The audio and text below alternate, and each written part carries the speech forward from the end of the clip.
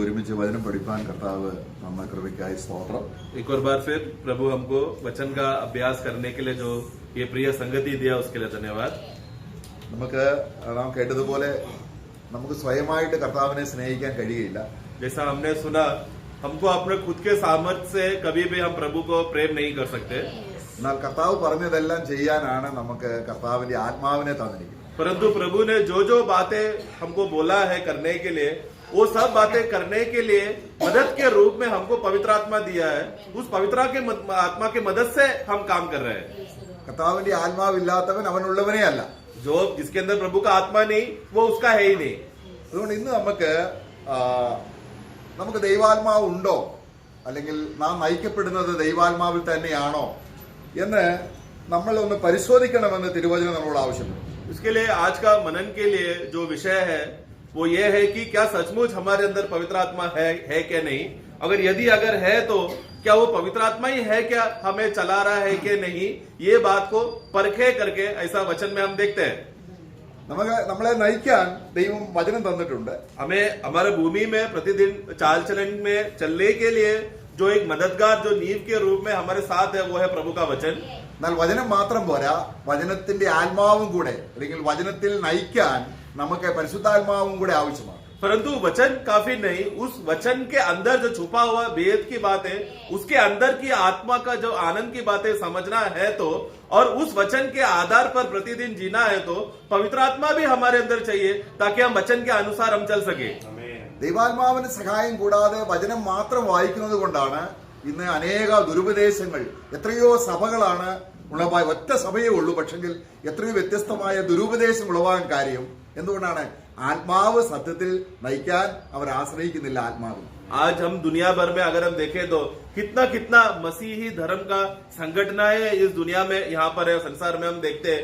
तो प्रभु का नजर में एक ही प्रभु का सत्य मंडली है, जो प्रभु का मंडली, जो प्रभु बांध रहा है, जो सावित्री मंडली. परंतु आज मंडली के नाम में इतना संगठनाएं खुलकर वो लोग सब लोग अपने उपदेशों में इच्छा के अनुसार वो लोग कर रहे हैं. ये सब कारण क्या है? क्योंकि जो जो लोगों ने इस तरह संगठनाएं खोला है, उन लोगों को किसी का भी पवित्र आत्मा का मदद से वो लोग ने किया ही नहीं. यानी कि बिना आत्मा की मदद से वो लोग स्वयं में कार्य कर इस नतीजा और इस परिणाम में पहुंचा है.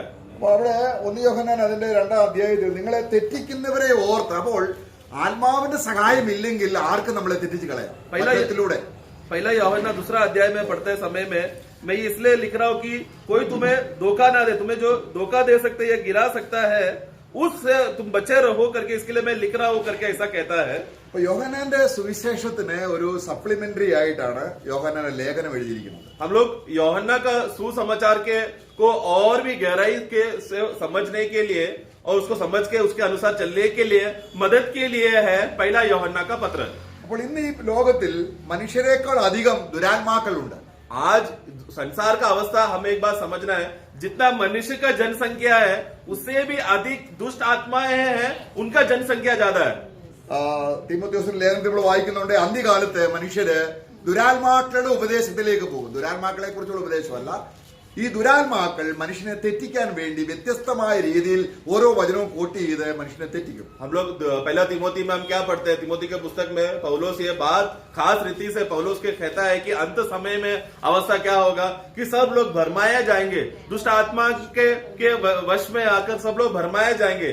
तो दुष्ट आत्मा क्या करे? दुष्ट आत्मा का उपदेश या दुष्ट आत्मा के बारे में नहीं लोग सीखेंगे, परंतु झूठे झूठे आत्माएं आकर, दुष्ट आत्माएं आकर वचन को लोग लेकर उसका गलत गलत अर्थ बताकर अलग अलग संगठनाएं खोलकर मनुष्य को सही और खरा उपदेश से दूर करेगा. അപ്പോൾ ആദ്യം നമ്മളെ തന്നെയാണ്, നമ്മൾ ആത്മാവിലാണോ അതോ ദുരാത്മാവിലാണോ എന്ന് പരിശോധിക്കാനായിട്ട് പരിശുദ്ധാത്മാവിന്റെ സഹായം വചനത്തിലൂടെ നമുക്ക് ആത്മാവ് തരുമ്പോൾ നമുക്ക് 1 യോഹന്നാൻ 4-ാം അധ്യായത്തിന്റെ 2-ാം വാക്യത്തിൽ നമ്മൾ വായിക്കുന്നു, इसके लिए सबसे पहला हमें अपने आप को ही परखना है, क्या सचमुच में पवित्र आत्मा के मदद से ही क्या सब कार्य मैं कर रहा हूँ क्या नहीं, मेरा प्रति सब कार्य पवित्र आत्मा के नियंत्रण और आज्ञा के अनुसार है क्या नहीं. ये बात हमें स्वयं को परखना जरूरी है. इसलिए वचन को गहराई में जाने के लिए वो हमें बहुत मदद करता है. पहला यूहन्ना 4:2 जब हम पढ़ते समय में, परमेश्वर का आत्मा तुम इस रीति से पहचान सकते हो, जो आत्मा मान लेती है कि यीशु मसीह शरीर में होकर आया है, वह परमेश्वर की ओर से है. ഓക്കെ, നമ്മൾ ഈ വാക്യം വായിച്ചിട്ട് നമ്മൾ ചിന്തിക്കും, എന്നിൽ ഇപ്പോൾ ഞാൻ യേശുവിൽ വിശ്വസിക്കുന്നു, യേശു ശരീരം എടുത്ത് വന്നു, ഇപ്പോൾ എന്നിലുള്ളത് ദൈവാത്മാവാണ്. तो ये वाक्य को ऐसे ही हम लोग पढ़कर क्या बोलते हैं? हाँ, मैं तो विश्वास करता हूँ ना कि यीशु शरीर में आया है, मतलब मेरे अंदर पवित्र आत्मा है.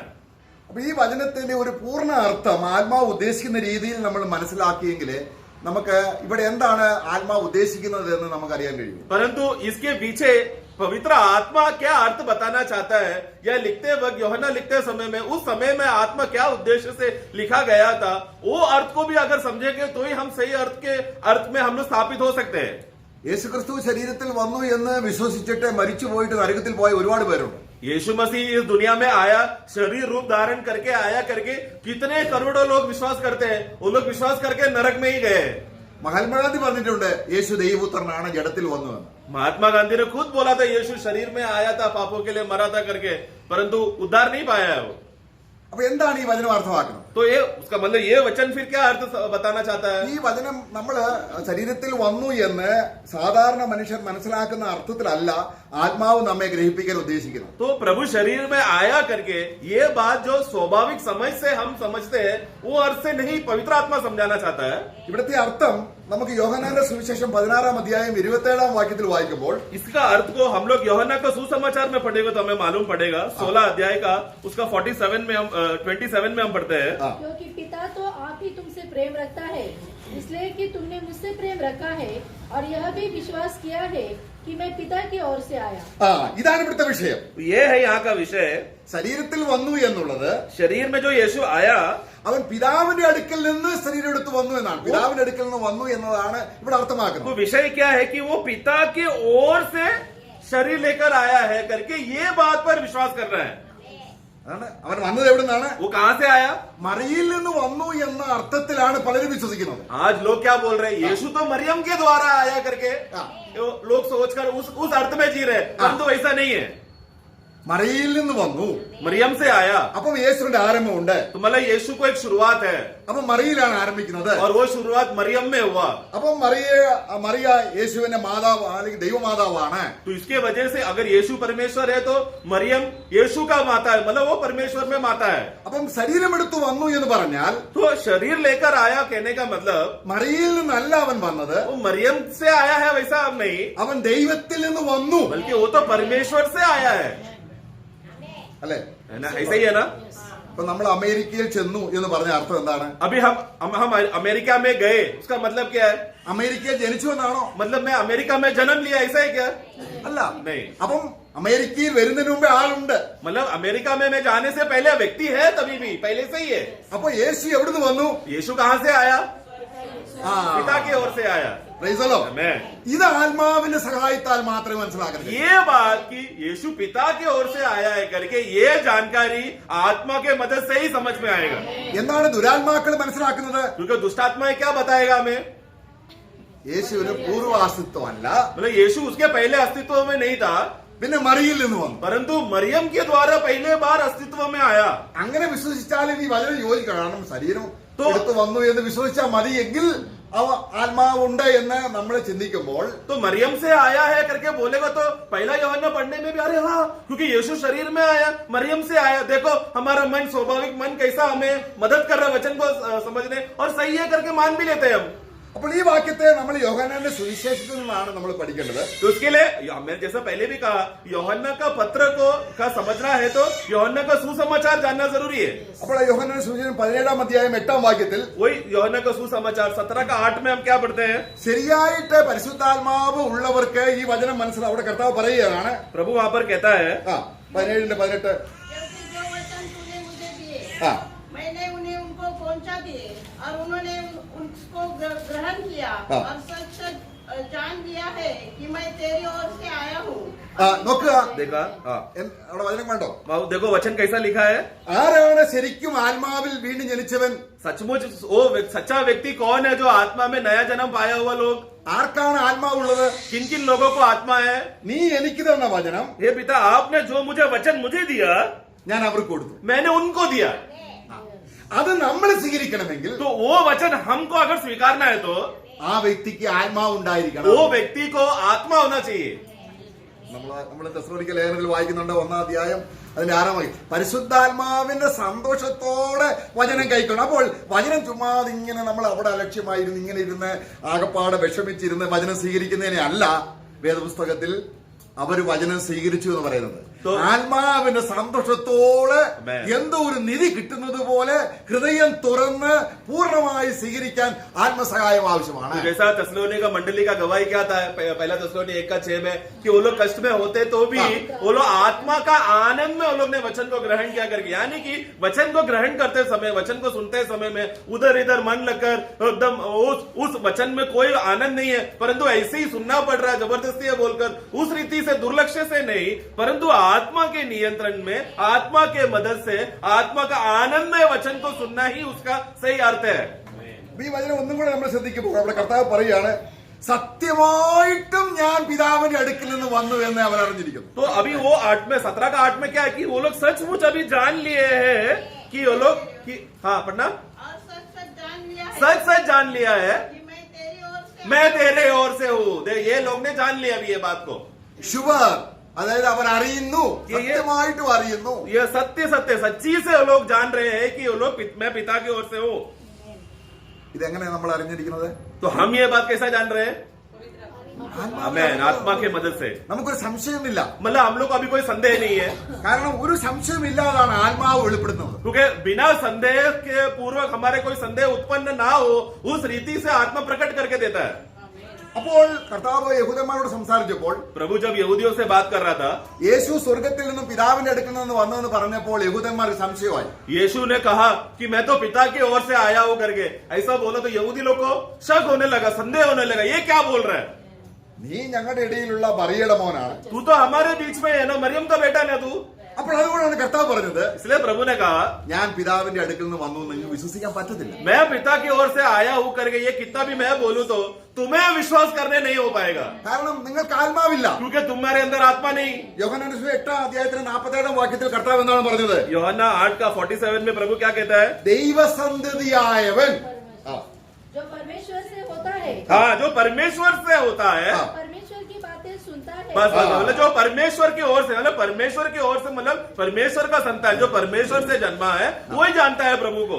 അപ്പൊ പിതാവിന്റെ അടുക്കൽ നിന്ന് പുത്രൻ വന്നതുപോലെ तो जिस तरह पिता की ओर से पुत्र आया, പിതാവിന്റെ അടുക്കൽ നിന്ന് ആത്മാവുണ്ടെങ്കിലേ നമുക്ക് ഈ സത്യം നമുക്ക് മനസ്സിലാക്കാം. उसी तरह से पिता ने जो आत्मा को भेजा है उस आत्मा के ज्ञान से ही हम लोग वचन को समझ सकते हैं. ഇനി പിതാവിന്റെ അടുക്കൽ നിന്ന് കർത്താവ് വന്നു എന്ന് മാത്രമല്ല പറയുന്നത്, ശരീരം എടുത്ത് വന്നു എന്ന് മാത്രമല്ല, तो अभी प्रभु जी सिर्फ शरीर लेकर आया और पिता की ओर से आया, शरीर लेकर आया, उतना ही ज्ञान नहीं, പിന്നെന്താണ് ആത്മാവ് ഉദ്ദേശിക്കുന്നത്? और परंतु आत्मा और गहराई में क्या बताना चाहता है? ആ ശരീരത്തിൽ തന്നെ പിതാവിന്റെ അടുക്കലേക്ക് തിരികെ പോയി എന്നും നമ്മൾ വിശ്വസിക്കുന്നത് ആത്മാവിലാണ്. परंतु ये यीशु जिस शरीर से पिता की ओर से आया वो उसी शरीर से वापस पिता की ओर भी गया करके यही बात आत्मा भी बताएगा.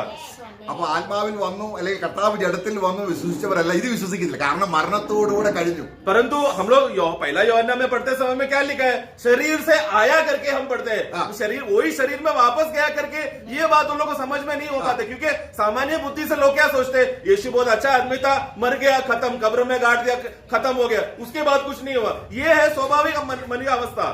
ആത്മാവിൽ ഒരുവൻ വിശ്വസിക്കുമ്പോൾ, परंतु जब आत्मा में जो कोई विश्वास करेगा, യേശുവിന്റെ ശരീരം നിത്യമാണ്. यीशु मसीह का शरीर ही अनंत शरीर है.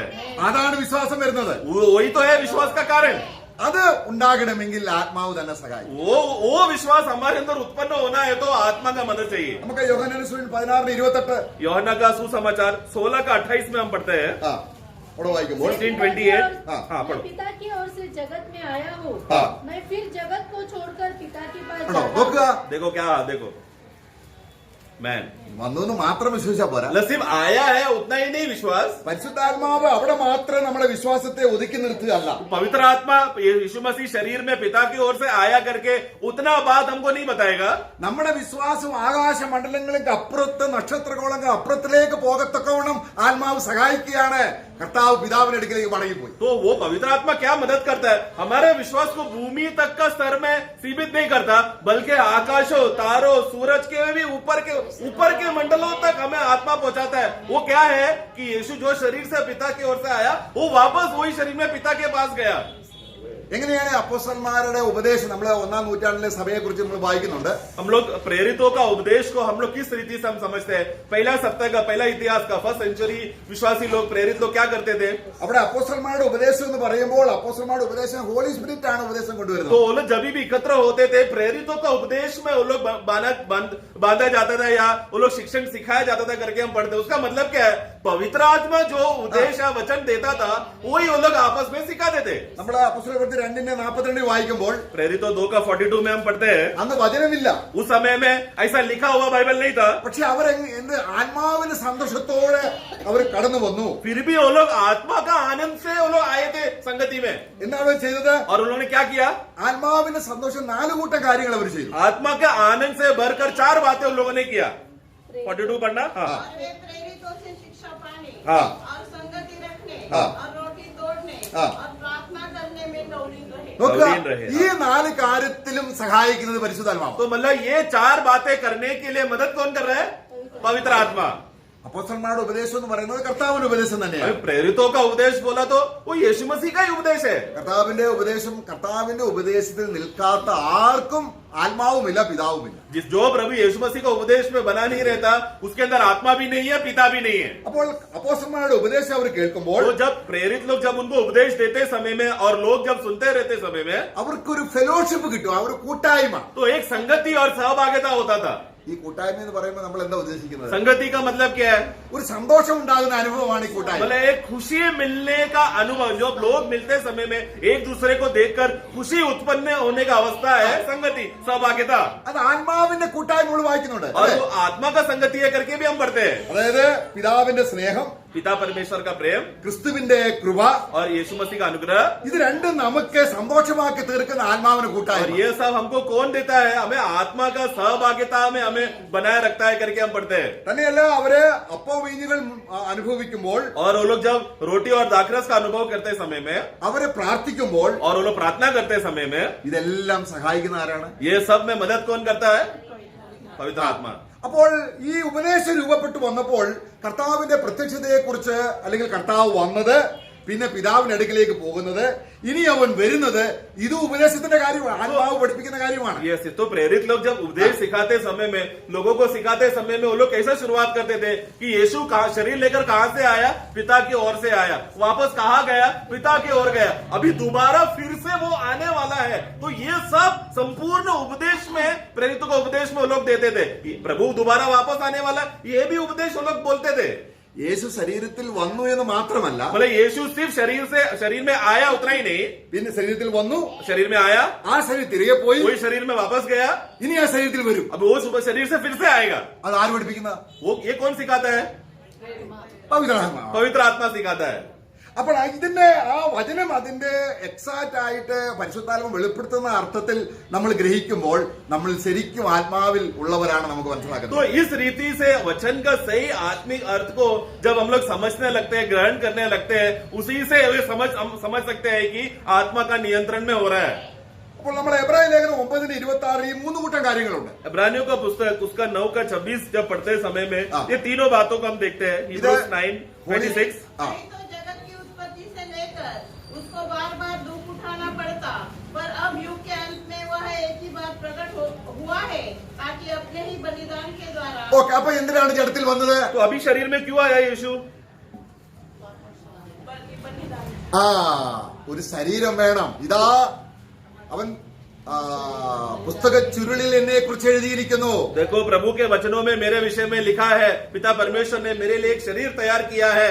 ഒരു ശരീരം ഒരുക്കിയിരിക്കുന്നു. एक शरीर मेरे लिए तैयार किया है. ഈ ശരീരത്തിലുള്ള രക്തം, इस शरीर में उत्पन्न हुआ जो लहू, അത് രക്തം ചിന്താതെ വിമോചനമില്ല എന്ന ദൈവത്തിന്റെ കൽപ്പന നിവർത്തിക്കാൻ ശരീരം എടുത്ത് വന്നു. तो मतलब क्या परमेश्वर का व्यवस्था क्या है? बिना लहू बहाए हाँ। छुटकारा नहीं, पापों का क्षमा नहीं, वो व्यवस्था को पूरा करने के लिए हाँ। यीशु एक ऐसा शरीर में आया जिसमें लहू भी है. അപ്പൊ ആർക്ക് വേണ്ടി വന്നു? किसके लिए आया? നമുക്ക് വേണ്ടി വന്നു. हमारे लिए आया. ഇനിയും അവൻ 24 വാക്യം 9:24 और വായിക്കുമ്പോൾ उसी का 9:24 में हम पढ़ते हैं, ആ ശരീരത്തോടെ उसी शरीर में അവൻ പിതാവിന്റെ അടുക്കലേക്ക് वो पिता की उपस्थिति में നമുക്ക് വേണ്ടി हमारे लिए പ്രാർത്ഥിപ്പാൻ പോയി. प्रार्थना करने में उपस्थित है वहां पर. കേട്ടോ? നോക്ക, അത് ആത്മാവ് ഉപദേശമാണ്. ये आत्मा का उपदेश है. എന്താ അവൻ ചെയ്യുന്നു? वो क्या कर रहा है?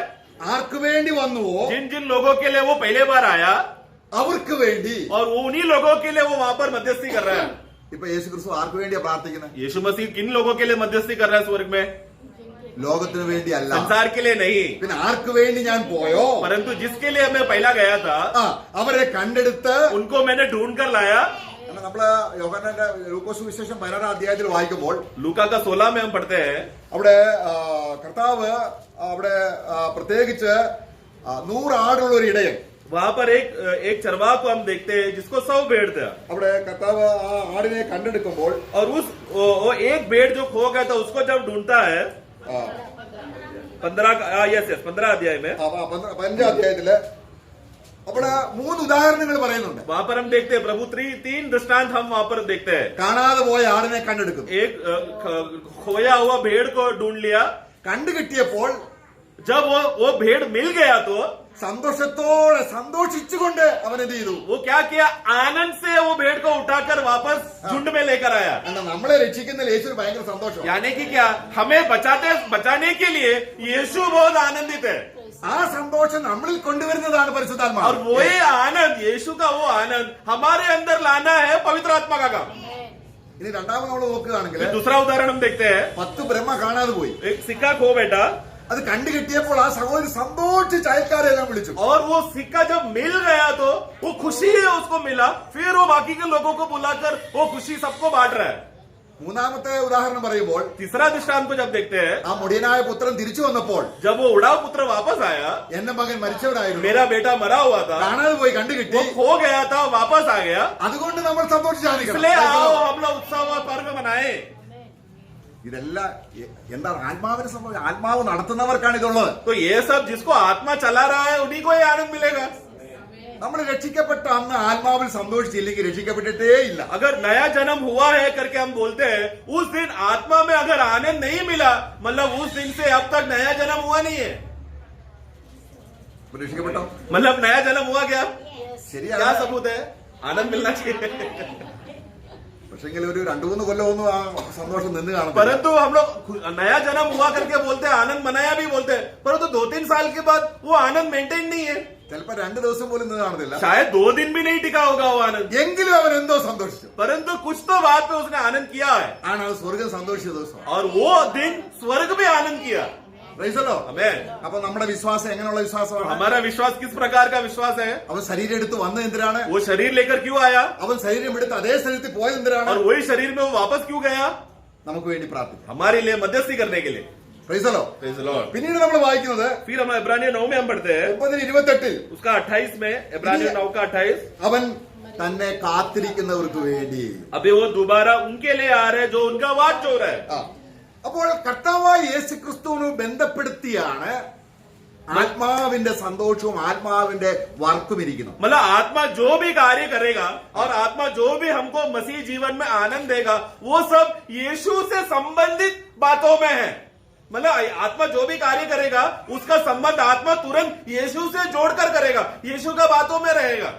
നമ്മൾ ആത്മാവേ ആത്മാവേ ആത്മാവേ എന്ന് പറഞ്ഞ ആത്മാവിനുള്ള സന്തോഷമല്ല, परंतु हे आत्मा मेरे अंदर आ ऐसा सब बोलकर वो बात का आनंद नहीं है। ക്രിസ്തുവിനെ കുറിച്ചുള്ള കാര്യങ്ങളെല്ലാം നമ്മളെ ഗ്രഹിക്കുകയും സന്തോഷിക്കുകയും ചെയ്യുമ്പോൾ ആത്മാവാണ് ഇതിന് പിന്നിൽ പ്രവർത്തിക്കുന്നത്. तो परंतु एक व्यक्ति, एक विश्वासी यीशु मसीह के बारे में जब और बातें जानने लगता है, गहराई की बातें समझने लगता है और उसको आनंद मिलता है, वो है सच्चा पवित्र आत्मा का आनंद। നമ്മൾ 1 കൊരിന്ത്യർ 6:17 വായിക്കുന്നത് पहला कोरिन्थी 6 का 17 में हम पढ़ते हैं, കർത്താവിനോട് പറ്റിച്ചേർന്നവൻ അവനുമായി ഏക ആത്മാവിലാണ്. जो मसीह के साथ जुड़ा है वो एक आत्मा है। ऐसे ही है ना? Yes, okay. അങ്ങനെ കർത്താവിനോട് പറ്റിച്ചേർന്ന് നമ്മൾ ആത്മാവുമായി ഒന്നായാൽ तो ऐसा अगर प्रभु के साथ जुड़कर एक आत्मा में हम एक हो गए तो പിന്നെ ഈ ആത്മാവിന്റെ പ്രവൃത്തി നമ്മളിൽ ഇല്ലാതെ വന്ന് ദുരാത്മാക്കൾ നമ്മളിൽ പ്രവർത്തിക്കുമോ? तो ऐसा उस एक आत्मा में हम लोग जुड़ जाने के बाद क्या उसके बीच में फिर दुष्टात्माएं आकर कार्य कर सकता है क्या?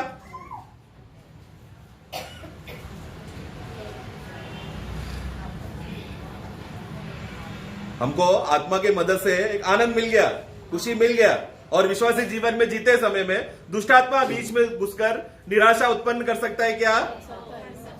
ആ നമ്മുടെ ശരീരത്തിൽ വരുക എന്നുള്ളതല്ല, मतलब हमारे शरीर में आकर कब्जा करेगा वो अर्थ में नहीं, നമുക്ക് പുറത്തു നിന്നുകൊണ്ട് मतलब वो बाहर से ही നമ്മളെ ജഡത്തെ കാക്കി തീർക്കാം. हमें शारीरिक बनाने का कोशिश है, करने का कार्य है दुष्टात्माओं का. നമ്മൾ ശരീരത്തിൽ ജഡത്തിൽ, ശരീരം എന്ന് പറയുമ്പോൾ നമ്മൾ അത് എന്ന് പറഞ്ഞാൽ പാപപ്രകൃതി എന്നുള്ളതാണ് ജഡം കൊണ്ട് ഉദ്ദേശിക്കുന്നത്. मतलब वो मैं कहने का उद्देश्य ये है कि पाप का स्वभाव को मनोरंजन के रूप में उसका आनंद उठाए, ये है दुष्टात्माओं का लक्ष्य. രണ്ടു വിധത്തിലുള്ള സന്തോഷമുണ്ട്. दो प्रकार का आनंद है. ആത്മാവിന് സന്തോഷമുണ്ട്, आत्मा का आनंद है ജഡത്തിന് സന്തോഷം. और शारीरिक आनंद भी है. അപ്പോൾ നമുക്ക് ഒരു സ്ഥിരമായ ഒരു ആത്മാവിന്റെ സന്തോഷം നിലനിർത്തി പോകാൻ കഴിയാതെ വരുമ്പോൾ, परंतु हम लोग विश्वासी जीवन में जीते समय में, वो विश्वासी चाल चलन में चलते समय में एक स्थिर आत्मिक आनंद में अगर उसको रुकने नहीं हुआ तो എന്താ കാര്യം അറിയാമോ? वो कारण क्यों है नहीं रुक पा रहे? നമ്മൾ അറിഞ്ഞോ അറിയാതെയോ ജഡത്തിലായി പോയി. हम लोग जाने अनजाने में शारीरिक हो गए. നമ്മൾ വചനം പറയുമ്പോഴും പലപ്പോഴും അനുഭവപ്പെടുന്ന ഒരു കാര്യമാണ്. यानी कि यहाँ तक कि जब हम लोग वचन बोलते समय में, बांटते समय में भी ये अनुभव होता है. ചിലപ്പോൾ വചനം ആത്മാവിൽ നല്ല ശക്തിയായിട്ടായിരിക്കും വരുന്നത്. शायद शुरुआत में, आरंभ में वचन एकदम प्रभु का आत्मा एकदम सामर्थ्य से हमें वचन देता है. എന്നാൽ പ്രസംഗൻ അവന്റെ എന്തോ ഒന്ന് പ്രകടിപ്പിക്കാനായിട്ട് ശ്രമിക്കുമ്പോഴേക്കും ആത്മാവിന്റെ ടച്ചങ്ങ് പോകും. परंतु प्रचारक आगे जाकर क्या करेगा? वो उसका हुनर दिखाने के लिए, उसका टैलेंट दिखाने के लिए, देखो मैं कितना अच्छे से बोल रहा हूं, वो ज्ञान को बताने के लिए उस पर जब वो आश्रय करता है तो आत्मा का कनेक्शन निकल जाता है. പിന്നെ പുള്ളി പറയുന്നത് ഏതിലായിരിക്കും? फिर उसके बाद वो जो भी मदद बोल रहा है, किसका मदद से रहेगा? दुष्ट आत्मा से. ജഡത്തിലാ. मतलब शारीरिक है. അവിടെയാണ് ദുഷ്ടാത്മ പ്രവർത്തിക്കുന്നത്. वहां पर है दुष्टात्मा कार्य करता है. അപ്പൊ കേൾവിക്കാർ ചിന്തിക്കുന്നത് എന്താണ്? तो सुनने वाले लोग क्या सोचते हैं? ആത്മാവിലാണ്. देखो कितना गहराई से അവിടെയാണ് മനസ്സിൽ തെറ്റിപ്പോകുന്നത്. നമ്മളെ ട്വിസ്റ്റ് ചെയ്യാൻ കഴിയും. सुनने वाले लोग बोलेगा, देखो आज कितना गहरा संदेश था, आत्मा में था. सुनने वाले लोगों को फर्क डिफरेंस करने नहीं होने की वजह से वही दुष्टात्मा का कार्य सुनने वाले लोगों में भी हो रहा है. इस करे आत्मा तो दुष्टात्मा क्या करेगा? वचन को टेढ़ा या मोड़ देगा, ट्विस्ट करेगा. അതുകൊണ്ടാണ് ഒരുവൻ വചനം പറയുമ്പോൾ इसलिए जब कोई वचन बोलता है, മറ്റുള്ളവർ അത് ഡിസൈൻ ചെയ്യണം ആത്മാവിൽ. सुनने वाले लोग आत्मा में परखो करके वचन में लिखा है. ആർക്കും തെറ്റിപ്പോകാം, देखो कोई भी गलत हो सकता है, പക്ഷേ പരിശുദ്ധാത്മാവിന് തെറ്റില്ല. परंतु पवित्र आत्मा कभी गलत नहीं हो सकता, मिस्टेक नहीं कर सकता पवित्र आत्मा. പ്രസംഗം തെറ്റിയാലും प्रचारक गलती करे तो भी കേൾവിക്കാർ ആത്മാവുള്ളവരാണെങ്കിൽ सुनने वाले लोग आत्मिक है तो അവർക്ക് പെട്ടെന്ന് തിരിച്ചറിയും. वो लोग तुरंत वो परख लेंगे, जांच लेंगे वो लोग, അല്ലേ? है ना? നമുക്കറിയാം അപ്പൊല്ലോസ് എന്ന് പറയുന്ന ഭയങ്കര ശക്തനായ പണ്ഡിതനായ ഒരു ദൈവദാസൻ. हम जानते हैं अपोल्लोस नाम का एक बहुत बड़ा वेद पंडित, वचन में बहुत पुराने नियम का वचन में बहुत शार्प और तेज मन का आदमी था. वो ഭയങ്കരമായിട്ട് വചനം പ്രസംഗിക്കും. वो बड़ा बड़ा प्रचार वो कर रहा था. എല്ലാവരും പറഞ്ഞു ഭയങ്കര തീപ്പൊരി പ്രസംഗം. और लोग बोल रहे थे, अरे देखो क्या प्रचार कर रहे हैं, आग निकल रहा है, आग निकल रहा है.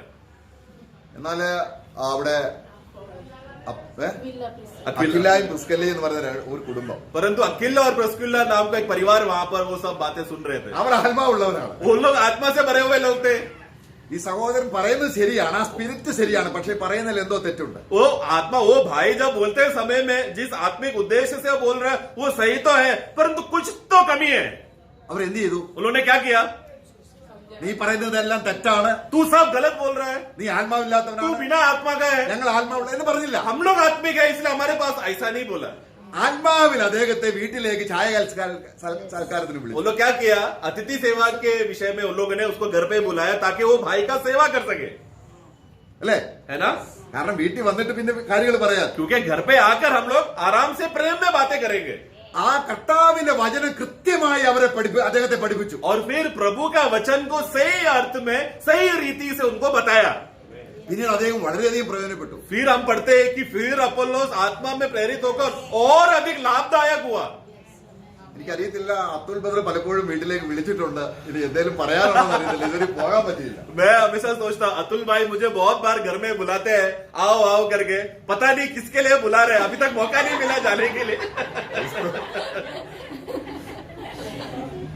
ആത്മാവിന്റെ ആ സഹായം കിട്ടും. പ്രിയമുള്ളവര്, നമ്മളതങ്ങ് അത് ആത്മാവിൽ എടുക്കുമ്പോൾ നമുക്ക് പല കാര്യങ്ങളും സഹിക്കാൻ പറ്റും. प्रियो, जब ऐसा अवस्था हमारे जीवन में होते समय में हमसे गलती हो सकता है, कुछ गलत हो सकता है, परंतु वो व्यक्ति आत्मा में वो न्यता को स्वीकार कर और अवस्था को जानेगा तो उसको बुरा नहीं लगेगा, सही है बोलकर वो मानकर नम्र होएगा. അപ്പോൾ ആത്മാവിലാണോ ജഡത്തിലാണോ എന്ന് പരിശോധിക്കാനാണ് ദൈവാത്മാവ് പറയുന്നത്. इसलिए तुम आत्मा में हो या शारीरिक होगा, वो बात का फर्क तुम परख परख सकते हो कि नहीं, ये बात आत्मा मदद करने के लिए आया है। എങ്ങനെ അറിയാം നമ്മൾ ആത്മാവിലാണോ ജഡത്തിലാണോ हम എന്ന്? लोग आत्मिक है या शारीरिक है कैसा मालूम पड़ेगा? നമുക്കറിയാം. हम जानते हैं। നമ്മളെ വചനത്തിൽ എങ്ങും പരിശുദ്ധാത്മാവിനോട് പ്രാർത്ഥിക്കാൻ പറഞ്ഞിട്ടില്ല. हम लोग देखो वचन को अगर आप ध्यान से पढ़ेंगे तो पवित्र आत्मा से प्रार्थना करो या पवित्र आत्मा को प्रार्थना करो करके ऐसा नहीं बोला है, എന്നാൽ ആത്മാവിൽ പ്രാർത്ഥിക്കാനാണ് പറയുന്നത്. परंतु आत्मा से भरकर आत्मा में प्रार्थना करो करके कहा है। അപ്പൊ ദൈവം നമ്മുടെ പ്രാർത്ഥന കേൾക്കണമെങ്കിൽ तो अगर परमेश्वर को हमारा प्रार्थना सुनना है तो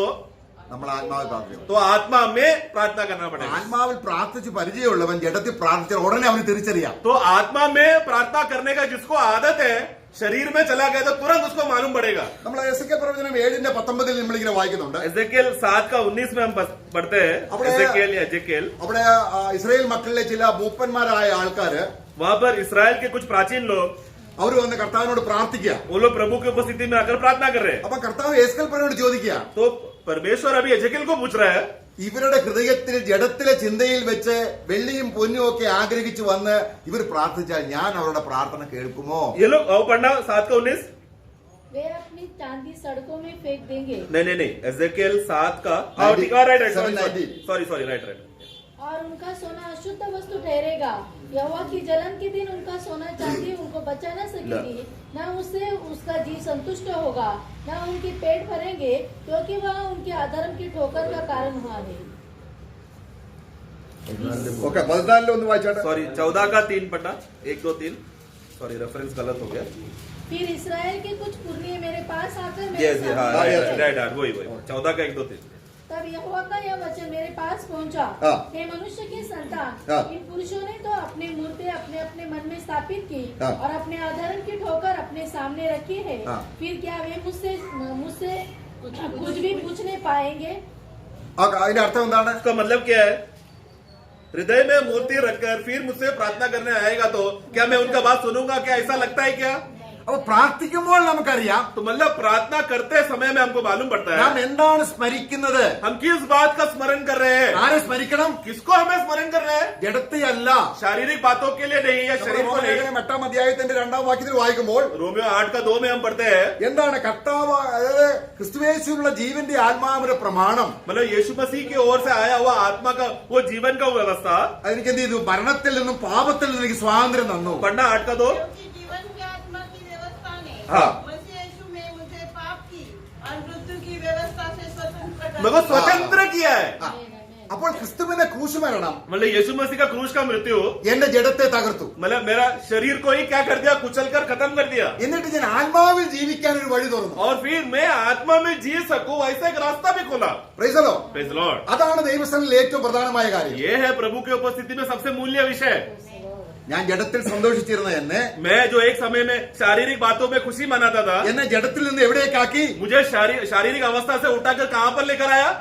आत्मा में। അതിന് ന്യായവിധി നടന്നു. और मतलब मेरे अंदर एक न्याय हुआ। അതാണ് റോമലേഖനം 8:3 വായിക്കുന്നത്. और वो 8 का 3 वो क्या है? वो न्याय बताता है। അപ്പോൾ ഇനി ജഡത്തെ അല്ല तो अभी शरीर के लिए नहीं, ആത്മാവിനെ. आत्मा को। അപ്പോൾ ദൈവത്തോട് പ്രാർത്ഥിക്കണമെങ്കിൽ तो इसलिए परमेश्वर को प्रार्थना करना है तो കർത്താവിന്റെ പ്രഷ്യസ് ബ്ലഡിന്റെ വാല്യൂ അറിയുന്ന വ്യക്തിയായിരിക്കണം. मतलब वो व्यक्ति को यीशु मसीह का मूल्यवान लहू का कितना मूल्यता है, वो कितना बहुमूल्य है, ये वो प्रार्थना करने वाला व्यक्ति अच्छी तरह से जानना चाहिए। ക്രിസ്തുവിനെ താഴ്ത്തിക്കെട്ടുന്ന ആളായിരിക്കാൻ പാടില്ല. वो व्यक्ति कभी भी यीशु को गिरा कर, यीशु को तुच्छ कर फिर शरीर में आकर प्रार्थना करना ऐसा नहीं होना चाहिए। പരിശുദ്ധാത്മാവിനെ ത്യജിക്കുന്ന ആളായിരിക്കാൻ पवित्र പാടില്ല. आत्मा को कभी ठुकराना नहीं चाहिए। ഇത് മൂന്ന് ഒരുമിച്ച് പോകുന്ന കാര്യമാണ്. ये तीनों बातें साथ में चलने वाली बातें। നോക്കുക, നമ്മള് ആത്മാവിലല്ല എങ്കിൽ तो जरा सोचो, आत्मा में नहीं है तो നമ്മൾ മൂന്ന് കാര്യം ചെയ്യും. 3 बातें करेंगे हम लोग। അതാണ് നമ്മൾ എബ്രായ ലേഖനം 10:29. वही हम लोग इब्रानियों 10 का 29 में, ആത്മാവിലാണെങ്കിലും മൂന്ന് കാര്യം ചെയ്യും. आत्मा में रहेगा तो भी 3 बातें करेंगे। ആത്മാവിലാണെങ്കിൽ പുത്രനെ ഉയർത്തും. आत्मा में रहेगा तो वो पुत्र को उठाएगा, ऊंचा करेगा, അവന്റെ രക്തത്തിന് അമൂല്യ രക്തം വില കൊടുക്കും. और उनका मूल्यवान लहू को और मूल्य करेगा, പരിശുദ്ധാത്മാവിനെ ഏറ്റവും അധികം സന്തോഷിക്കും. और पवित्र आत्मा सबसे ज्यादा आनंदित होगा। ഇതിന് ഓപ്പോസിറ്റായ കാര്യം നടക്കുന്നത് നമ്മളിൽ ആത്മാവ് പ്രവർത്തനമില്ല. 10 का 29 पढ़े। तो सोच लो कि वह कितने और भी भारी दंड के योग्य ठहरेगा, हाँ। जिसने परमेश्वर के पुत्र को पांवों से रौंदा हाँ। और वाचा के लहू को जिसके द्वारा वह पवित्र ठहराया गया था अपवित्र जाना है, हाँ। और अनुग्रह के आत्मा का अपमान अपमान हाँ, किया। होगा। 3 बातें। നമ്മൾ ജഡത്തിലായി കഴിഞ്ഞാൽ ചെയ്യുന്ന ജഡമെന്ന് പറഞ്ഞാൽ എന്താണ്? तो शारीरिक हो गए तो हम लोग ये अवस्था में हम पढ़ सकते हैं। शरीर मतलब क्या?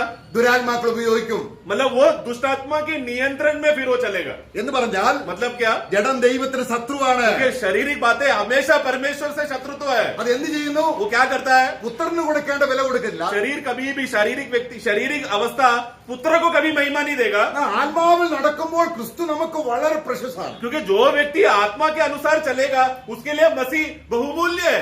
പുത്രനെ ഏറ്റവും അധികം നമ്മൾ ഉയർത്തും. അതാണ് ഹോളി സ്പിരിറ്റ് तो ചെയ്യുന്നത്. पवित्र आत्मा का सबसे बड़ा कार्य कि एक व्यक्ति अगर पवित्र आत्मा के नियंत्रण में रहेगा तो वो व्यक्ति हमेशा यीशु मसीह को ऊंचा उठाकर धन्यवाद करते रहेगा। ഒക്കെ യേശുവിന്റെ കർത്തൃത്വവും പരിശുദ്ധാത്മാവിന്റെ സന്തോഷവും ഒരുമിച്ച് പോകുന്ന കാര്യമാണ്. और वो यीशु मसीह का प्रभुत्व और पवित्र आत्मा का आनंद में भरेगा। ये प्रभुत्व और आनंद साथ में चलते रहेगा। फिर നമ്മള് സമയ ചുരുക്കം കൊണ്ട് പെട്ടെന്ന് ഒരു കാര്യം പഴയ നിയമത്തിൽ നിന്ന് വായിക്കാം. समय बचाने के लिए जल्दी से पुराने नियम से हम कुछ बातें हम देखेंगे। നമുക്കറിയാം ദൈവത്തിന്റെ ഒന്നാമത്തെ രാജാവായിരുന്ന ശൗൽ ശമൂവേലിനാൽ അഭിഷിക്തനാണ്. हम जानते हैं इस्राएल का पहला राजा जो शाऊल था वो शमूएल भविष्यवक्ता के द्वारा अभिषिक्त था। നമ്മുടെ ശത്രുക്കളെ നിഗ്രഹിക്കുക എന്നുള്ള രണ്ട് അർത്ഥത്തിലാണ്. ഒന്ന് അമാലേക്കര്, രണ്ട് അമോനര്. ഈ ശത്രുക്കളെ, ഇസ്രായേൽ മക്കൾക്കെതിരെയുള്ള ശത്രുക്കളെ നശിപ്പിക്കുക എന്ന ഉദ്ദേശത്തിലാണ് ഈ രാജാവിനെ ദൈവം അവിടെ അധികാരപ്പെടുത്തുന്നത്. तो अमालेक और अमोरिया लोग ये दोनों झुंड के लोग हमेशा इस्राएल के खिलाफ वो लोग रहते समय में परमेश्वर का इच्छा क्या था? जो राजा को मैं स्थापना करूंगा वो उनका वो बैरी जात के लोगों को खत्म कर दे या परमेश्वर का न्याय उनको प्रकट करे, इस रीति से वो राजा को खड़ा किया था। നമുക്ക് 1 ശമൂവേൽ 11:6 വായിക്കുമ്പോൾ पहला शमूएल 11:6 में जब हम पढ़ते हैं, और शाऊल ने केनियों से कहा, वहाँ से हटो, अमालेकियों के मध्य में से निकल जाओ, तो ऐसा न हो कि मैं उनके साथ तुम्हारा भी अंत कर डालूं, क्योंकि तुमने सब इसराइलियों पर उनके मिस्र से आते समय प्रीति दिखाई थी। अतः केनी अमालेकियों ഫസ്റ്റ് ശമൂവേൽ 11:6 यह संदेश सुन- 11:6 യാ. यह संदेश सुनते ही शाऊल पर परमेश्वर का आत्मा बल से उतरा। നോക്കുക. ആഹാ. കാരണം ഇസ്രായേലിനെ നശിപ്പിക്കാനായിട്ട് അമോനൈറ്റ് എന്ന് പറയുന്ന ഒരു കൂട്ടം ആൾക്കാർ വരുന്നു എന്ന് കേട്ടപ്പോൾ ആത്മാവ് ശക്തിയോടെ അവനിലേക്ക് വന്നു. तो अमोरिया के झुंड के लोग इसराइल को नाश करने आने वाला है करके ये खबर जब आया तो शाऊल के ऊपर आत्मा बलवंत होकर शाऊल के अंदर कार्य करने लगा। അല്ലെ? ऐसे ही है ना? എന്നാൽ ഈ ആത്മാവ് പിന്നീട് എങ്ങനെയാണ് അവന് നഷ്ടപ്പെട്ടത്? परंतु फिर ये आत्मा निकल गया करके आगे हम पढ़ते हैं, उसका कारण क्या है? അമാലേക്കിനെ നശിപ്പിക്കാനായിട്ട് ദൈവം പറയുമ്പോൾ परमेश्वर ने कहा अमालेक के लोगों को तू नाश करना, പക്ഷേ അവൻ എന്ത് ചെയ്തു? परंतु उसने क्या किया? കാണാൻ ഭംഗിയുള്ളതും जो बातें देखने के लिए अच्छा था, ചന്തവും ഉചിതവുമായ പല കാര്യങ്ങളെ അവൻ പിടിച്ചോണ്ട് വന്നു. जो उचित है, जो देखने के लिए लाभदायक है, आगे चलकर फायदा भी हो सकता है, बलि भी कर सकता है, ऐसा कुछ बातों को लेकर उसने संभाल के रखा और जो गंदा दिखता है उसको नाश कर दिया। അപ്പോൾ ആത്മാവിന് ശക്തി അവന് നഷ്ടപ്പെട്ടു. तब आत्मा का सामर्थ उससे निकल गया, मतलब वो खो बैठा था। 1 ശമൂവേൽ 15 നമ്മൾ വായിക്കുന്നുണ്ട്. हम पहला शमूएल 15 में हम पढ़ते हैं, കാരണം ഈ അമാലേക്കർ എന്ന് പറയുന്നത് ആരാണ്? अमालेक कौन है? നമ്മുടെ ജഡത്തിന്റെ പ്രതിനിധിയാണ്. हमारा शारीरिक प्रकृति को दिखाता है। അതുകൊണ്ടാണ് 17 അധ്യായത്തിൽ നമ്മൾ വായിക്കുന്നത്. പുറപ്പാട് പുസ്തകം 17 അധ്യായത്തിൽ निर्गमन का 17 में हम पढ़ते हैं, അവിടെ ഇസ്രായേൽ മക്കൾ ആക്രമിക്കാൻ അവർ വന്നപ്പോൾ वो लोग जब इस्राएली लोगों को आक्रमण करने आए थे, അവർ യുദ്ധത്തിൽ ജയിച്ചതെങ്ങനെയാണ്? वो लोग कैसा युद्ध में जीता? അവിടെ നമ്മൾ 17 അധ്യായത്തിൽ വായിക്കുന്നുണ്ട്. 17 अध्याय में അവിടെ ചുരുക്കി പറയുകയാണ്. അതിന്റെ 9 മുതലുള്ള വാക്യങ്ങൾ വായിക്കുമ്പോൾ शॉर्ट में मैं बताना चाहता हूँ, 9 वाक्य से जब हम पढ़ते समय में അവിടെ 11 വാക്യത്തിൽ उसका 11 पढ़ना, മോശ കൈ ഉയർത്തിയിരിക്കുമ്പോൾ ഇസ്രായേൽ ജയിക്കും. जब तक मूसा हाथ उठाता था तब नीचे इसराइली लोग प्रबल होते रहते थे। मतलब ये दोनों साथ में चल रहा है। അതെന്താണ് അർത്ഥം? उसका मतलब क्या है? എന്താണ് അർത്ഥം? उसका मतलब क्या है? കർത്താവ് ജഡത്തെ തകർത്ത് മഹത്വപ്പെട്ട് സ്വർഗത്തിൽ പിതാവിന്റെ വലത്തുഭാഗത്തായിരിക്കുന്ന ദർശനത്തിൽ ഉള്ളപ്പോഴെല്ലാം നമുക്ക് ജഡത്തിൽ നിന്ന് ജയമുണ്ട്. मतलब एक विश्वासी जब ये बात निरंतर देखते रहता है कि मेरा प्रभु यीशु मसीह क्रूस में शरीर को पूर्ण रीति से, मेरा शारीरिक अवस्था को पाप में शारीरिक स्वभाव को खत्म कर दिया है और वो विजयमान होकर स्वर्ग में पिता के दाहिने ओर बैठा है, जब तक इस मनोभावना में विश्वासी रहते रहेगा तब क्या है? वो अपने शारीरिक स्वभाव और अभिलाषा पर विजय का अनुभव में प्रबलता में जिएगा। ആ സത്യം കൊണ്ടുവരാനാണ് കർത്താവ് ശൗലിനെ ഉപയോഗിക്കുന്നത്. ये सामर्थ को बताने के लिए, ये ऐसा है करके, मुमकिन है करके बताने के लिए पुराने नियम में छाया के रूप में शाऊल राजा को खड़ा किया। എന്നാൽ ശൗൽ എന്ത് ചെയ്തു? शाऊल ने क्या किया? ജഡത്തെ സംബന്ധിക്കാൻ തുടങ്ങി. वो अपने शरीर के बल में और वो शारीरिक बातों में आकर्षित होकर, मोहित होकर वो उसमें गिर गया। അപ്പൊ ദൈവം പറഞ്ഞു, फिर प्रभु ने कहा, എന്റെ ഇഷ്ടം സാധിക്കുന്ന ഒരു രാജാവിനെ ഞാൻ കണ്ടിട്ടുണ്ട്. मैं एक ऐसा व्यक्ति को ढूंढ लिया हूँ Okay. जो मेरा दिल का जैसा है, वही राजा रहेगा. ജഡത്തെ നശിപ്പിക്കുന്ന അമാലേക്കരെ മുഴുവൻ കൊന്നുകല്ലുന്ന ഒരു രാജാവിനെ ഞാൻ കാണുന്നു. मतलब क्या, वो शारीरिक स्वभाव को खत्म करने वाला, अमेरिका के लोगों को पूरी तरह से नाश कर दे, ऐसा एक व्यक्ति को मैंने देखा है. നമ്മളെ 1 ശമൂവേൽ 16:13 पहला सामुएल 16:13 में हम पढ़ते हैं. तब शमूएल ने अपना तेल का सिंग लेकर उसके भाइयों के मध्य में हाँ। उसका अभिषेक किया हाँ। और उस दिन से लेकर भविष्य को यहोवा का आत्मा दाऊद पर बल से उतरता रहा. നോക്കുക, അപ്പോൾ എന്താ സംഭവിച്ചത്? मतलब क्या हुआ? രണ്ട് രാജാവ് ഒരു സമയത്ത് പറ്റത്തില്ല. देखो, दो अभिषेक्त राजा एक समय में नहीं हो सकता. എപ്പോൾ ദാവീദ് അഭിഷിക്തനായി, जिस दिन जिस क्षण दाऊद अभिषेक्त हो गया, ആ സമയം 16:14 വായിക്കാം, 13 14 ചേർത്ത് വായിക്കുമ്പോൾ എപ്പോൾ ദാവീദ് അഭിഷിക്തനായി ആ നിമിഷം തന്നെ ശൗലിന്റെ അഭിഷേകം നഷ്ടപ്പെട്ടു. तो उसी क्षण 14 वाक्य में देखो, 13 और 14 वाक्य को हमने अलग किया है, परंतु वो एक ही साथ पढ़ना है. 14 में क्या हुआ? तुरंत यहोवा का आत्मा शाऊल पर से उठ गया। हाँ, बस तभी वो निकल गया. ആ, പിന്നെ എന്ത്? फिर दुष्टात्मा आकर उसको सताने लगा. ഇത് തന്നെ ഇന്ന് സംഭവിക്കുന്നത്. यही तो आज हमारे साथ हो रहा है ना.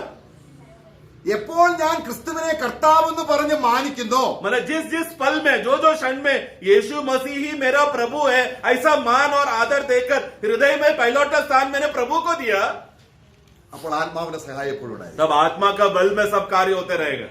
എന്നാൽ എപ്പോൾ ഞാൻ സ്വയം കർത്താവാകുന്നു, परंतु जहां पर मैं स्वयं प्रभु बन जाता हूँ, ആത്മാവിന്റെ സഹായം നമുക്ക് നഷ്ടപ്പെടും. आत्मा का मदद हम रुक जाएगा. എത്രയോ പ്രാവശ്യം നമ്മൾ ജഡത്തിലായി പോയി. कितने बार हम लोग शारीरिक स्वभाव में गिर चुके हैं. എന്തുകൊണ്ടാണ്? क्यों ऐसा? क्यों ऐसा? ആത്മാവിന്റെ സഹായം നടത്തിപ്പില്ലാതെ പോയി. क्योंकि आत्मा का जो सामर्थ्य से हमें चलना चाहिए था, वैसा नहीं चल पाए. പിന്നെ ആരാണ് നടത്തുന്നത്? तो आत्मा नहीं चलाया तो फिर कौन चलाया? दुष्ट आत्मा. നമ്മൾ ജഡ ഭയങ്കര നമുക്ക് ഭീഷണി ഉളവാക്കുന്നതാണ്. क्योंकि शरीर जो है, शारीरिक स्वभाव जो है, बहुत धोखा देने वाला है, हमेशा हमारे खिलाफ आता है. നമ്മുടെ പ്രതിഫലം മുഴുവനും ചോർത്തി കളയുന്നതാണ് ജഡം. शारीरिक स्वभाव क्या है? हमारा पूरा प्रतिफल जो हमारे लिए स्वर्ग में रखा था, वो पूरा निचोड़ के निकाल दे, ऐसा स्वभाव है शारीरिक स्वभाव. ആത്മാവിനെ അനുസരിച്ച് നടപ്പി. इसलिए आत्मा के अनुसार तुम चलो. ജഡത്തെ അനുസരിച്ചാൽ മരിക്കും നിശ്ചയം. अगर शरीर के अनुसार तुम चलोगे तो तुम निश्चय मरोगे. ആയതുകൊണ്ട് നമ്മളെ കർത്താവ് എന്തിനാണ് ജഡമെടുത്ത് വന്നത്? प्रभु शरीर रूप धारण लेकर क्यों आया? 8:3 റോമലേഖനം 8:3 रोमे 8:3 में हम पढ़ते हैं, ആത്മാവിന് വിരുദ്ധമായ ജഡത്തെ ന്യായം വിധിച്ച് आत्मा के विरुद्ध जो शारीरिक स्वभाव जो हमेशा खड़ा रहता था, उसको वो स्वभाव को न्याय करने के लिए. അപ്പോൾ യേശുക്രിസ്തുവിനെ കുറിച്ചുള്ള ദൈവത്തിന്റെ മനുഷ്യോദ്ദേശം, ദൈവദ്വേഷം, तो मतलब മനുഷ്യനായി തീർന്നത് पर पिता परमेश्वर को जो उद्देश्य था कि यीशु मनुष्य रूप लेकर आते समय में क्या करना चाहिए, वो उद्देश्य को അവന്റെ ശരീരത്തിൽ നമ്മുടെ ജഡത്തെ ന്യായം വിധിച്ചു. उस उद्देश्य में यीशु मसीह ने अपना शरीर में, हम उनका शरीर में हमारा पाप को उसने खत्म कर दिया. 8-ാം അധ്യായത്തിന്റെ 3-4 വാക്യങ്ങൾ എങ്ങനെയാണ് കണക്ട് ആയിരിക്കുന്നത്? 8 का 3 और 4 कैसा देखो जुड़ा हुआ है. क्योंकि जो काम व्यवस्था शरीर के कारण दुर्बल होकर न कर सकी, हाँ, हमारा शरीर दुर्बल के कारण नहीं कर सकती थी. उसको परमेश्वर ने किया. हाँ। अर्थात अपने ही पुत्र को हाँ। पापमय शरीर की समानता में हाँ। और पाप बलि होने के लिए भेजकर बेचकर शरीर में पाप पर दंड की आज्ञा दी. और उनके शरीर में पाप का दंड किया. ആ, इसलिए कि व्यवस्था की विधि हाँ। हमें जो शरीर के अनुसार नहीं, हाँ। वरन आत्मा के अनुसार ആ, praise the Lord. ഇവിടെയാണ് നമുക്ക് ആത്മാവിന്റെ സഹായം കിട്ടുന്നത്. यहाँ पर है आत्मा का मदद हमको मिलता है. ക്രിസ്തു രാജാവായിരിക്കുന്നത് എന്തിനാണ്? क्योंकि मसीह राजा बनकर क्यों बैठा है? എന്റെ ജഡത്തിന്റെ ശക്തിയെ കെടുത്തി കളയാൻ. मेरा शरीर की ओर से जो सामर्थ पाप में शरीर का प्रबल जब होते रहते हैं, उसको बुझाने के लिए, उसको खत्म करने के लिए. തന്നെയുമല്ല उतना ही नहीं, ആത്മശക്തി ജീവിക്കാൻ. और आत्मा का प्रेरणा में, आत्मा में, बल में प्रबलशाली होकर जीने के लिए. ഇവിടെയാണ് സാത്താൻ നമ്മെ വഞ്ചിക്കുന്നത്. यहाँ पर है शैतान धोखा देने आता है. ആത്മാവിലുള്ള സന്തോഷവും ജഡത്തിലുള്ള സന്തോഷവും തമ്മിൽ വേർതിരിച്ചറിയാൻ കഴിയുന്നില്ല. क्योंकि वो शैतान कार्य करेगा तो क्या होगा? विश्वासी के जीवन में मैं आत्मा का आनंद में जी रहा हूं या शरीर का आनंद में जी रहा हूं करके ये फर्क पहचानने को नहीं हो पा रहा है विश्वासी को. ശൗല് യുദ്ധത്തിൽ ജയിച്ചു എന്ന് പറഞ്ഞ ഒരു ദീപസ്തംഭം ഒക്കെ നാട്ടിയിട്ടാണ് പുള്ളി പോകുന്നത്. ഭയങ്കര സന്തോഷമാണ് ജഡത്തിൽ. शाऊल जब वो राजा था और वो अमेले को उसमें जो आज्ञा दिया था बोलकर सोचकर आया, प्रबल होकर आया करके बोलकर बड़ा बड़ा वीर कार्य किया बोलकर, वो तो खुशी से ही आ रहा था ना. പക്ഷേ നമ്മുടെ പല സന്തോഷവും ദൈവാത്മാവിനെ ദുഃഖിപ്പിക്കുന്നതാണ്. परंतु हमारा बहुत सा आनंद प्रभु का आत्मा को दुख देता है. നമ്മൾ ദൈവസന്നിധിയിൽ എപ്പോഴും മനസ്സിലാക്കേണ്ട. കാരണം നമുക്ക് ഇയ്യോബ് തന്റെ ഭവനത്തിൽ തന്റെ മക്കളെല്ലാം ഭയങ്കരമായ വിരുന്ന് കഴിക്കും. तो क्योंकि इसके लिए हमें वो फर्क जानना जरूरी है. अयूब के घर पे अयूब के बच्चे वो लोग हमेशा उत्साह मनाते थे, पर्व मनाते थे, खुशी मनाते थे. എന്നാൽ അത് ജഡത്തിലുള്ള സന്തോഷമായതുകൊണ്ട് परंतु वो एक शारीरिक आनंद था. അവിടെ इसकी वजह से ദൈവത്തെ ത്യജിച്ചു കളഞ്ഞെങ്കിൽ മാത്രമേ ജഡത്തിൽ ആനന്ദിക്കാൻ കഴിയൂ. मतलब वो लोग परमेश्वर को टुकराएंगे तो ही वो लोग शरीर में आनंद कर सकते हैं. നമുക്ക് ആ വാക്യം ഒന്ന് വായിക്കാം. उसका 1 का 5 पढ़ेंगे. ഇയ്യോബ് 1:5 വാക്യം. जब जब भोज के दिन पूरे हो जाते तब तब अय्यूब उन्हें बुलवाकर पवित्र करता और बड़े भोर को उठकर उनकी गिनती के अनुसार होम बलि चढ़ाता था, क्योंकि अय्यूब सोचता था कदाचित मेरे लड़के ने पाप करके परमेश्वर को छोड़ दिया हो. ആ ഉത്സവം വിരുന്നെന്ന് പറയുമ്പോൾ ഭയങ്കര സന്തോഷമാണല്ലേ.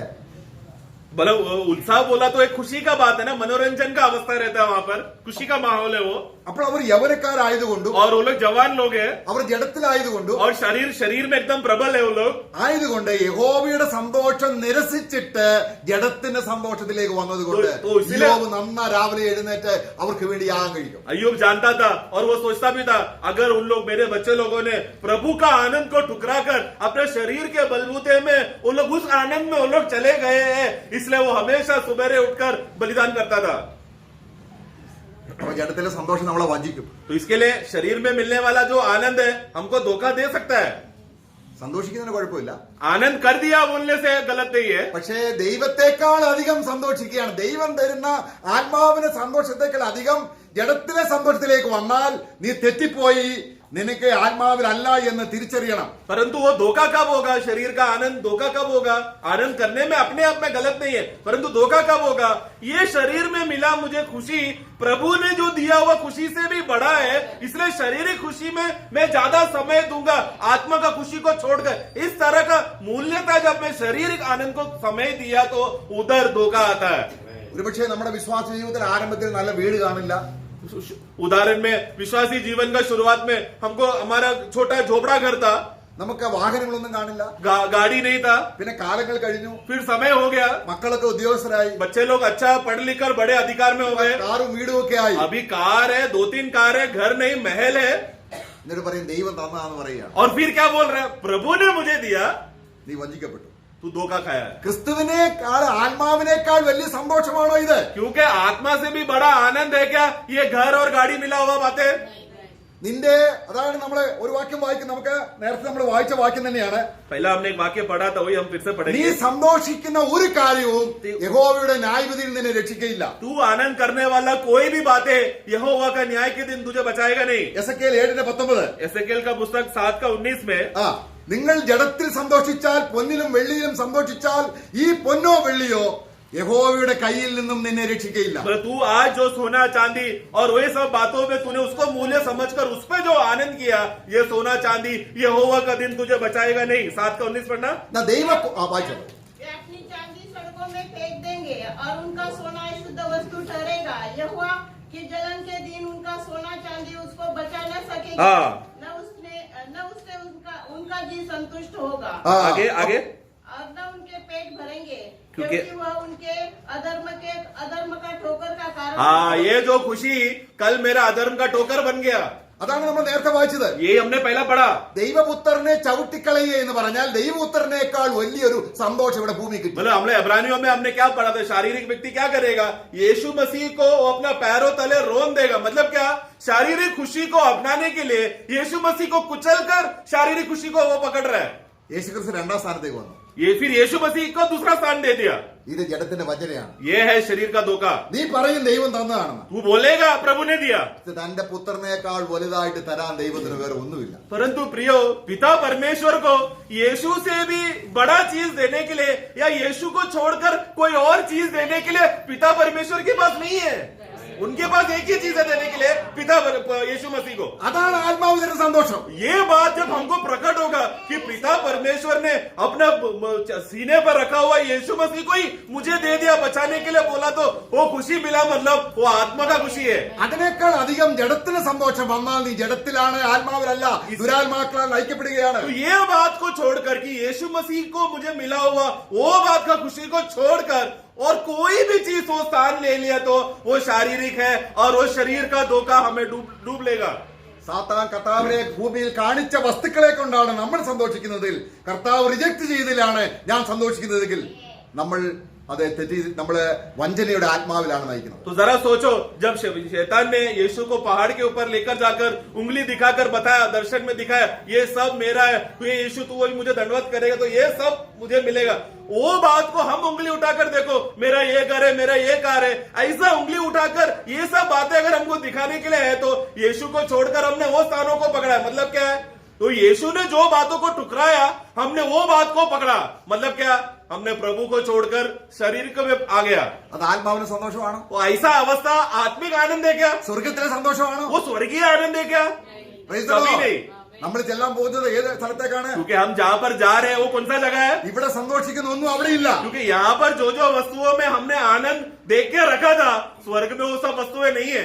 ആത്മാവിലെ സന്തോഷം സ്വർഗത്തിലെ സന്തോഷമാണ്. क्योंकि आत्मिक आनंद बोला तो स्वर्गीय आनंद है। അതിന് മുകളിൽ ഭൗമികം കൊണ്ടുവരുന്നാൽ उसके ऊपर शारीरिक आनंद को या भूमि के बातों का आनंद उसके ऊपर लाने देखा तो നാം നയിക്കപ്പെടുന്നത് ദുരാത്മാക്കളാണ്. हम लोग चलाए जा रहे हैं फिर दुष्ट आत्मा के മുപ്പത് वजह വാക്യങ്ങൾ വായിക്കാം. से। एक और वाक्य हम जल्दी पढ़ेंगे। 31 अध्याയം, യോബിന്റെ പുസ്തകം 31 अध्याയം, अय्यूब 31 का, अय्यूब 31 അതിന്റെ 25, 26, 27 വാക്യങ്ങൾ, അതിന്റെ 28 വരെയുള്ള വാക്യങ്ങൾ വായിക്കണം. 25 से 28 जल्दी पढ़ना।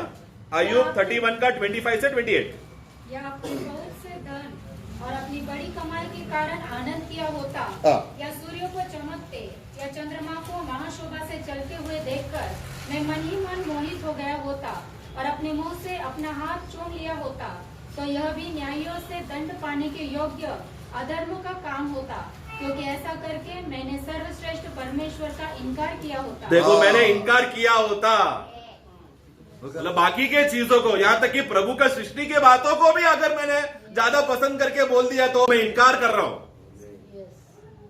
നമ്മള് ദുഷ്ടാത്മാക്കൾ വഴിയെടുത്തത് ഇങ്ങനെയാണ്, ചതിക്കുകയാണ്, വഞ്ചിക്കുകയാണ്. നിനക്ക് ഒന്നുമില്ലായിരുന്നു, ഇപ്പോൾ സന്തോഷിച്ചോളാം, കാരണം ക്രിസ്തുവിനേക്കാൾ അധികം സന്തോഷിച്ചു. तो दुष्टात्मा क्या करेगा? वो हमको धोखा देने के लिए आ रहा है, धोखा से हमको भ्रम में डालकर बोलेगा देखो तेरे पास पहले ये सब चीजें नहीं था, अभी तेरे को आ गया ना, खुशी मनाओ, आनंद मनाओ। मतलब जो खुशी यीशु को नहीं मिला उससे भी बड़ा खुशी वस्तुओं में मिल रहा है हमको। തന്നെയുമല്ല, उतना ही नहीं, ഇനി ചിലരെ സംബന്ധിച്ചോളം ദുഃഖത്തിൽ കൊണ്ട് ദുഃഖത്തിലാഴ്ത്തും. നിനക്ക് അതില്ല ഇതില്ല എന്ന് പറഞ്ഞ് ദുഃഖിപ്പിക്കും. അതും ദുരാത്മാക്കളുടെ പ്രവൃത്തിയാണ്. कुछ लोगों को क्या होगा? वो लोग जब देखेंगे कि देखो मेरा बाकी विश्वासी लोगों के पास धन दौलत बढ़ रहा है, कार बढ़ रहा है, इज्जत बढ़ रहा है, परंतु हमको कुछ भी नहीं है, अरे यार मुझे भी ऐसा चाहिए, इस प्रकार का दुख कौन लाएगा? ये भी दुष्ट आत्मा ला रहा है। ആത്മാവിന്റെ സന്തോഷം എന്താണ്? क्योंकि आत्मा का आनंद क्या है? വെറും നരകത്തിലേക്ക് പോകേണ്ട നിന്നെ, तू जो सिर्फ नरक के लिए जाने के लिए योग्य था, നീ ദൈവത്തിന് കടപ്പെട്ട് നീ ഭയങ്കരമായ ശിക്ഷയ്ക്ക് യോഗ്യനായി നിന്നെ, तू इतना बड़ा कर्जदार था परमेश्वर के लिए और तू योग्य है नरक जाने के लिए था, उस समय में സ്വന്തം യാഗപീഠത്തിൽ പുത്രനെ വെച്ച് നിന്നെ വിലയ്ക്ക് വാങ്ങിയിട്ട് पिता परमेश्वर ने अपना प्रिय सबसे ज्यादा प्रेम करने वाला बेटे को ही बलि चढ़ाकर उनको वध कर उनका लहू देकर तुझे मूल दाम देकर खरीद कर उस श्राप से बचाने के बाद നിന്നെ മകനാക്കി फिर तुझे बेटा बनाया, നിന്റെ പേര് സ്വർഗത്തിൽ എഴുതി तेरा नाम स्वर्ग का पुस्तक में लिखा സ്വർഗത്തിൽ സൂക്ഷിച്ചിരിക്കുന്ന അവകാശങ്ങൾ നിനക്ക് തന്നിട്ട് और स्वर्ग में संभाला हुआ मीरास और धन असर धन ये सब बातें उसका मालिक तुझे बनाया।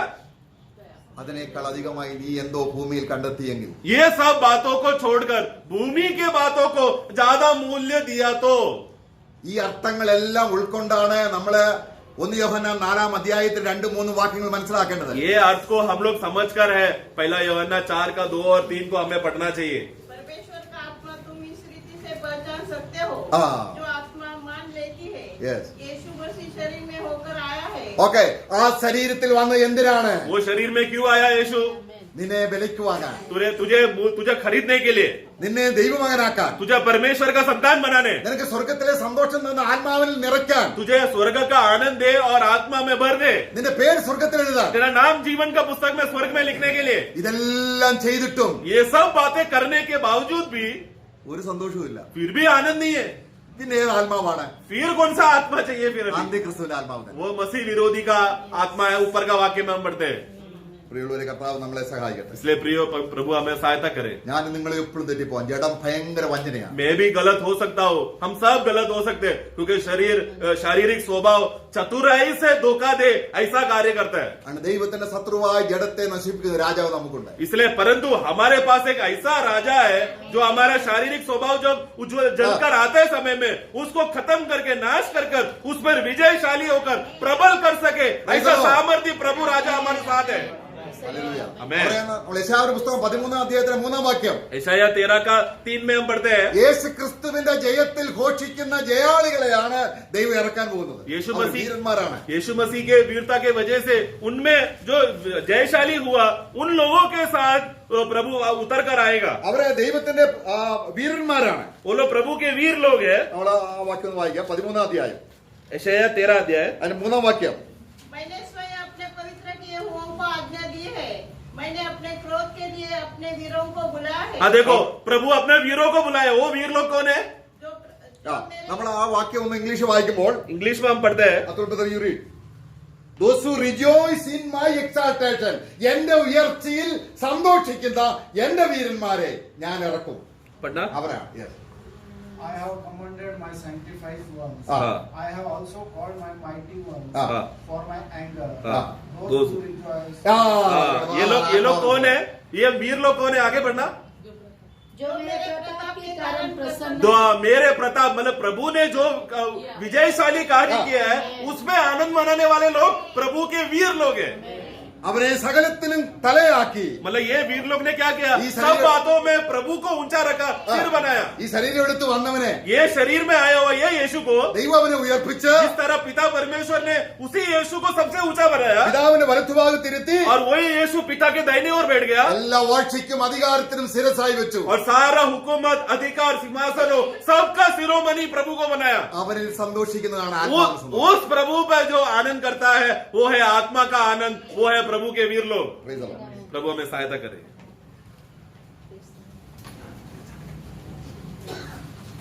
Praise the Lord.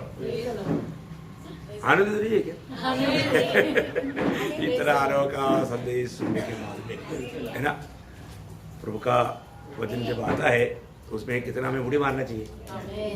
हम किस आत्मा का अधीन है वो एक बात है ना. मतलब कई बार क्या होता, परिस्थिति के अनुसार बदल जाता है ना. यीशु मसीह के साथ चलने के टाइम पर भी बदल सकता है ना.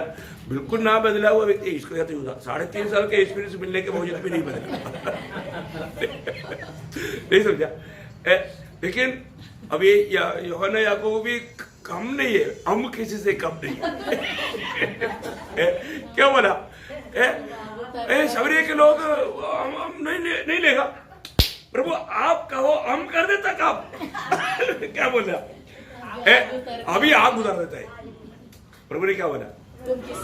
तुम नहीं जानता तुम किस आत्मा का अधीन है. लूका 9:55 में लिखा है. बहुत बड़ी बात है.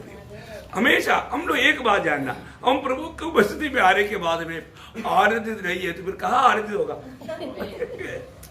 पहली बात, क्योंकि प्रभु की उपस्थिति में क्या है? ये मालूम होते हुए भी आनंद नहीं. प्रभु की उपस्थिति में आनंद का भरपूर है. ये जानने के बावजूद भी आनंद नहीं है.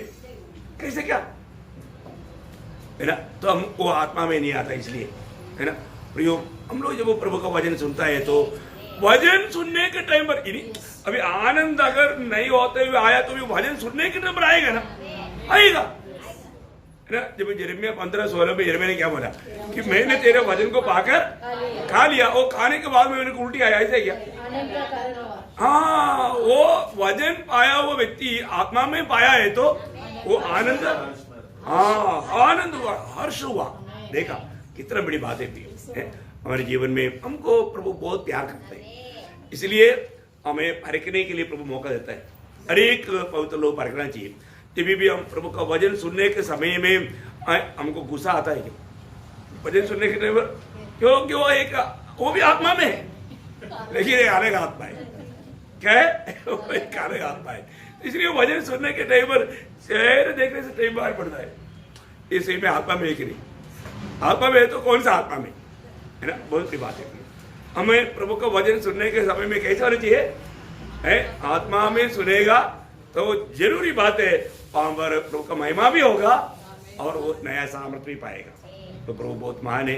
प्रभु ने वचन हमें बहुत गहरा रीति में समझाया है, बहुत सरल रीति में समझाया। पवित्र आत्मा काम कर रहा था, मैं देखा, मैं बार बार देख रहा था, सबका चेहरा चमक रहा था, मतलब वजन स्वीकार रहा था, वजन लोग ले रहा था। तो जो भी वजन लेता है आत्मा में, उसका चेहरे में मालूम पड़ता है ना। हाँ, फिर एकदम बोलने वाला का भी चेहरा चमक रहा था और सुनने वालों का भी चेहरा चमक रहा था, बोला और पवित्र आत्मा काम हो रहा था। कितना अच्छी बात है। तो हमारे आज भी जब प्रभु ने लेकर आया, प्रभु ने हमें काले हाथ नहीं छोड़ा। आइए इस महान प्रभु को सारे स्तुति आदर सम्मान करते हुए प्रभु का वचन बोलने के लिए प्रभु के दासों को प्रभु ने सामर्थ्य दिया।